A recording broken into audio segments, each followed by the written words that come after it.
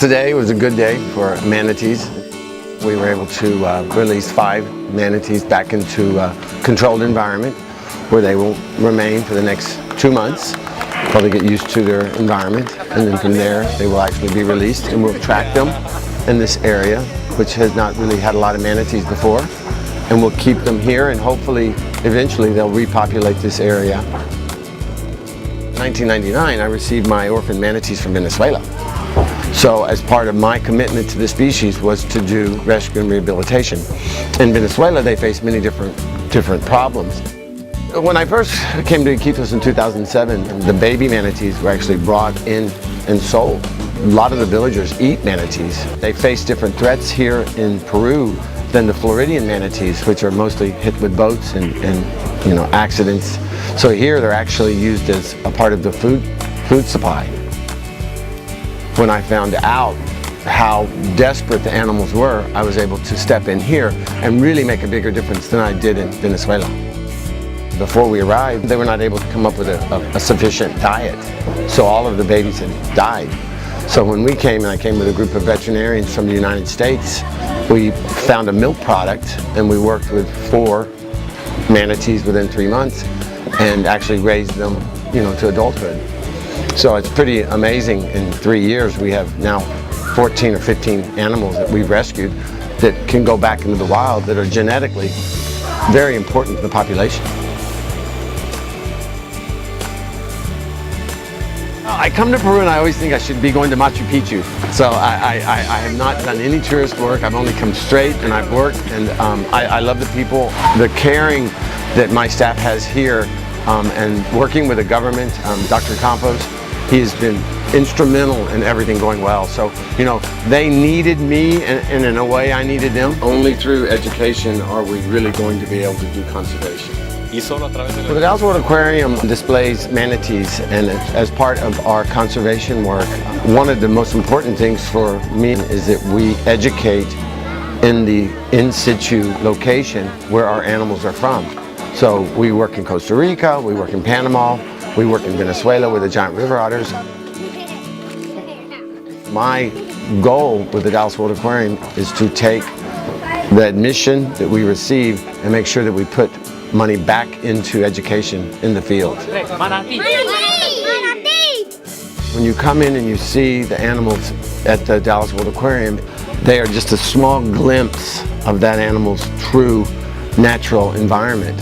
So while you get to see them in a beautiful setting with the ducks and the fish and the air pima, the reality is those animals face many challenges in today's ever-changing world.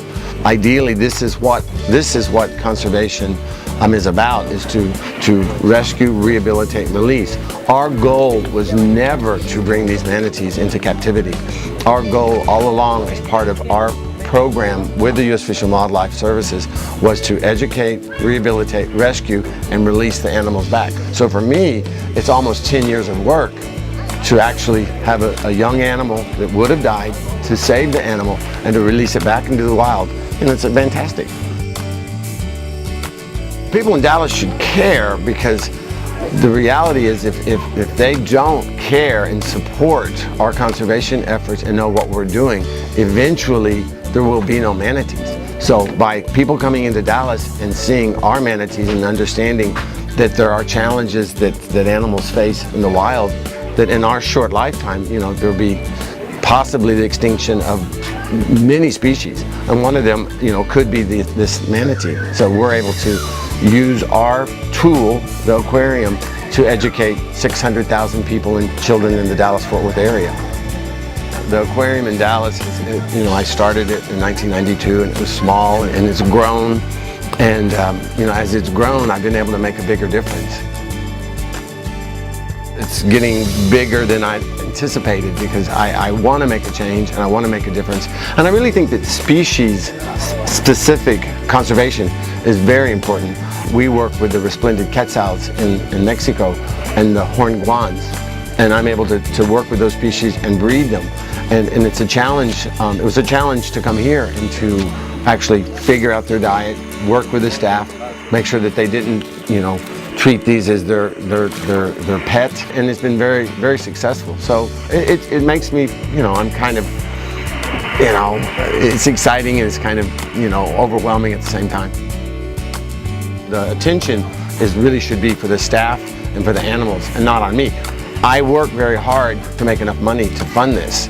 So this is more of a group effort. I mean, everyone knows that at Daryl, I was involved, but my education department in Dallas, my staff in Dallas, my staff here, just friends and family, it's a big group.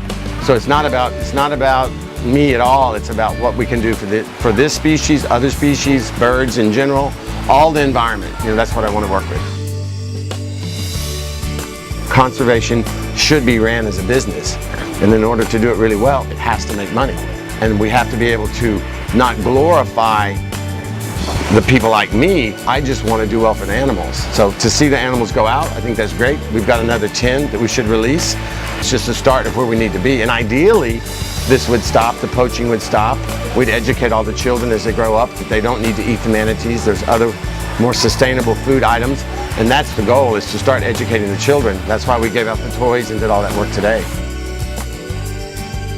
The people who come into Dallas and when they spend $20 to come through the door, they should realize that a large part of that money goes right back into the wild, right back into conservation. And if it were not for them spending the money and coming through to enjoy the place, I couldn't do this.